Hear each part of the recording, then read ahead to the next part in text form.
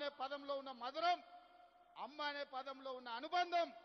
ఇందిరమ్మ మన కన్న తల్లి కాకపోవచ్చు, సొంత తల్లి కంటే ఎక్కువ ఆదివాసీలను, గిరిజనులను, దళితులను చూసుకున్నది కాబట్టి ఇందిరాగాంధీ, ఇందిరమ్మ ఈ దేశానికి నాయకత్వం వహించింది. ఆమె పుత్రుడు రాజీవ్ గాంధీ ఆనాడు ఈ దేశంలో కంప్యూటర్ను ప్రవేశపెట్టిండు. ఆయన మిత్రుడు శామ్ పిట్రోడా టెలికాం టెక్నాలజీని ప్రవేశపెట్టిండు.